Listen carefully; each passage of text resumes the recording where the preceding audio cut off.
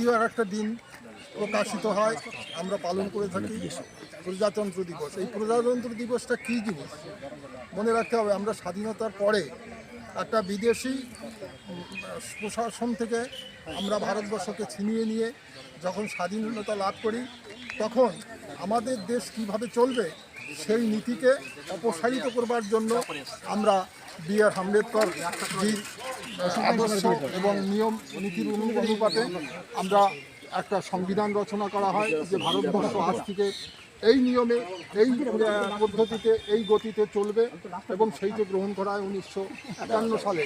সেই দিনটিকে আমরা স্মরণে রাখার জন্য প্রজাতন্ত্র দিবস হিসাবে আমরা সেই দিনটিকে পালন করে থাকি। মনে রাখতে হবে নেতাজি সুভাষচন্দ্র বসুকে কেন আমরা শ্রদ্ধা করি। নেতাজি সুভাষচন্দ্র বসু চেয়েছিল ব্রিটিশ অপসারিত হয়ে যাক সমগ্র বিশ্বের থেকে, ভারতবর্ষ শুধু নয়, সমগ্র পৃথিবীর সব উপনিবেশ থেকে চলে যাক। কিন্তু সেখানে গান্ধীজি ভারতবর্ষের এই মহাদেশে নেতৃত্ব দিতেন।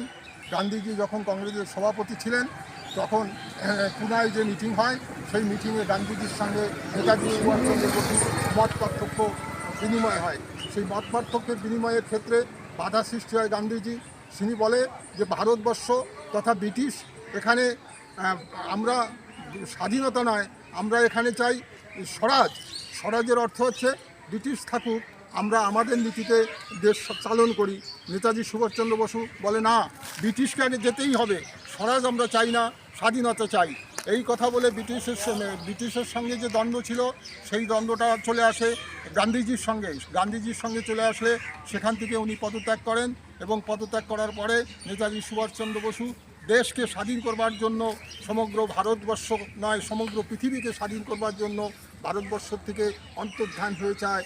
এবং আপনারা জানেন তারপরে দ্বিতীয় বিশ্বযুদ্ধ চলছিল। সেই বিশ্বযুদ্ধে উনি অংশগ্রহণ করেন। রাসবিহারী বসু জাপানে সৈন্যদল গঠন করেছিল, ভারতীয় এশীয় মহাদেশের যে সমস্ত বন্দী সৈনিক ছিল তাদের নিয়ে। সেই সৈনিক দলের নেতৃত্ব ভার গ্রহণ করে নেতাজি সুভাষচন্দ্র বসু, এবং সেইখান থেকেই শুরু হয় দ্বিতীয় বিশ্বযুদ্ধ। সেই দ্বিতীয় বিশ্বযুদ্ধর উপলক্ষে ব্রিটিশ সমগ্র বিশ্বের থেকে স্বাধীনতা দিয়ে তাদের শাসন তুলে নিতে বাধ্য হয়। এবং সেই কারণে আমরা মনে করি ভারত মাতা আমাদের কাছে সর্বশ্রেষ্ঠ, এবং তার সঙ্গে যুক্ত তারই সন্তান নেতাজি সুভাষচন্দ্র বসু শ্রদ্ধেয়। তাই আমরা দুইজনকে সমানভাবে দেখি। আমরা দেখি প্রজাতন্ত্র দিবসের দিন স্মরণ করি বি.আর. আম্বেদকরকে, কারণ সে সমগ্র ভারতবর্ষে জাতীয়তাবাদী নীতির যে অবসান ঘটেছে, যে জাতীয়তা নীতি পরিচালিত হয়েছে, তার ধারক বাহক হিসাবে সে সংবিধান রচনা করে ভারতবর্ষের মানুষকে মুক্তির আলো দেখিয়েছে, সূর্যের আলো দেখিয়েছে।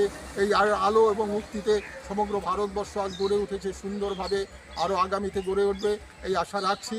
এই আশা রেখে প্রত্যেককে স্বাধীনতা দিবসের সমকক্ষভাবে প্রজাতন্ত্র দিবস পালন করবার জন্য আবেদন রাখছি।